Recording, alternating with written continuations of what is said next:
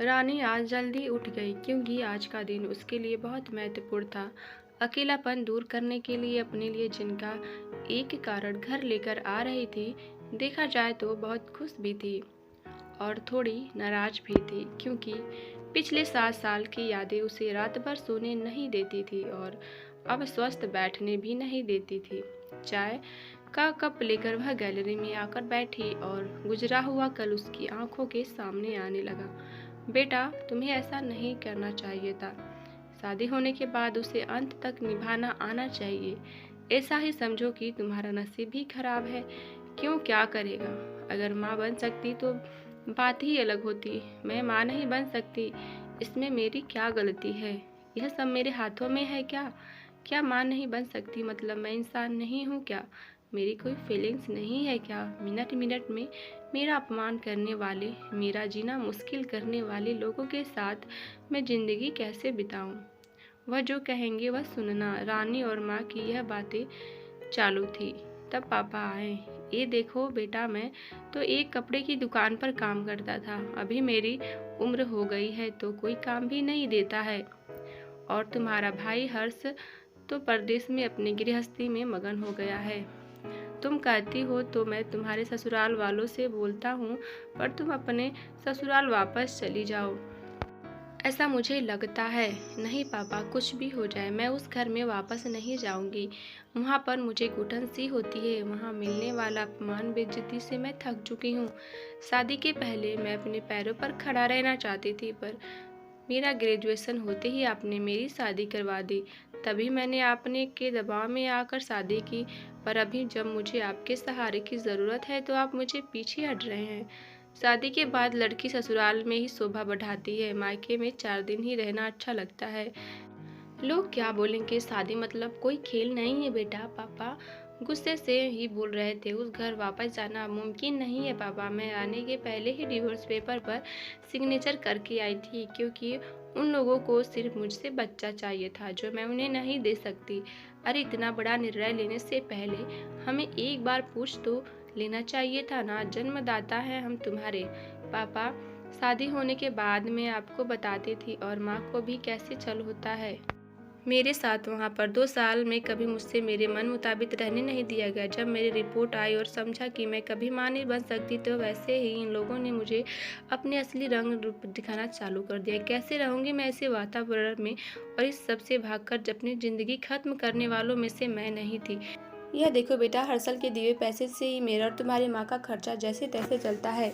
उसमें तुम्हारा खर्चा उठाना थोड़ा कठिन होगा। डिवोर्स पेपर पर साइन करने से पहले मैं इन सब का विचार मैंने किया था। मेरे पास के सोने के गहने लेकर आई हूँ और एजुकेशन लोन निकाल कर 6 महीने का एक कोर्स करने वाली हूँ, जिसकी आज मार्केट में बहुत ज़रूरत है। उसके बाद मुझे अच्छी कंपनी में नौकरी मिल सकती है। मैं आपके ऊपर आर्थिक बोझ नहीं डालूंगी पापा। मुझे जीवन जीना है, संघर्ष करूंगी और कमाऊंगी। विश्वास कीजिए मेरा। सब लोग क्या बोलेंगे बेटा? क्या जवाब दूंगी उन्हें? माँ आंखों का पानी छुपाते हुए बोली। माँ बोलती थी कि वक्त आया तो सच क्या है बोल देना चाहिए। जब मुझे ससुराल में जानवरों के जैसे बर्ताव हो रहा था तब कहाँ थे ये लोग? समाज में बड़ा करो, शादी करो तो बस इतनी ही जिम्मेदारी समझते हैं। बेटियों को बड़ा करके योग्य पढ़ाए लिखाए खुद के पैरों पर खड़ा करना यह माता पिता का ही जिम्मेदारी होती है, ताकि आगे जाकर कभी खराब हालत हो तो उसे इस्तेमाल कर सके। तय किए मुताबिक रानी ने 6 महीने का कोर्स किया और उसके एक अच्छी कंपनी में काम भी मिल गया तो बहुत खुश हो गई थी। वह सब अच्छा चल रहा था। बीच में छुट्टी लेकर माता पिता को नज़दीकी रहने वाले पार्टनर जगह पर घुमाने लेकर जाते थे। माता पिता बीच में ही दूसरी शादी की बात छेड़ते थे। कई बार तो लड़कों को देखने के लिए भी बुलाया करते थे। एक लड़का तो डिवोर्स हुआ था, तभी उसे स्वीकारने के लिए तैयार था, पर शादी ने ही इतने दुख दिए थे कि दूसरी शादी के लिए उसका मन तैयार नहीं था।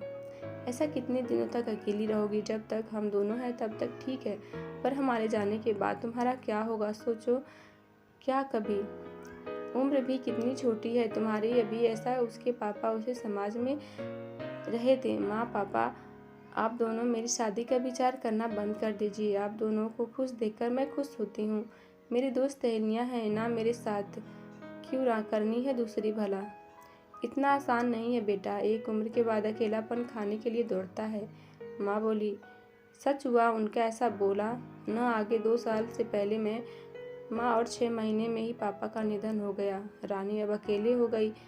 हर्षल भाई और उसकी पत्नी आए और साथ में चलो बोलकर औपचारिकता की, पर मुझे उनके साथ जाकर वापस बोझ नहीं बनना था। मदद के वक्त मेरे साथ खड़ी रहो, इतना बोलकर मैंने उनको जवाब दिया। ऑफिस का काम और बहुत सारे दोस्त, सभी लोग की शादी हो गई थी और वह अपने अपने गृहस्थी में मगन हो गए थे, जिनके लिए कोई लक्ष्य मिल ही नहीं रहा था। उसे छुट्टी के दिन ऐसे ही एक मैगजीन पढ़ते समय उसे सिंगल मॉम पर एक बात पढ़ने के लिए मिली और उसे जिनके उद्देश्य मिला। उसने उस ही दिन तय किया कि और 10 साल की लड़की की गोद लेने का प्रयास चालू किया। प्रक्रिया बहुत बड़ी थी, पर बोलते हैं ना, मन में इच्छा हो तो रास्ता मिल जाता है। वैसे ही प्रक्रिया पूरी हो गई और आज वही दिन था कि वह उस लड़की को लेने के लिए अनाथ आश्रम जाने वाली थी। उस लड़की को घर लाकर वह माँ नहीं बन सकती, सोच पर और उस पर होने वाले सभी आरोपों को मिटा देना चाहते थे। तभी उसने निश्चय किया कि लड़की को पढ़ाऊंगी, खुद के पैरों पर खड़ा करूंगी और फिर शादी करूंगी।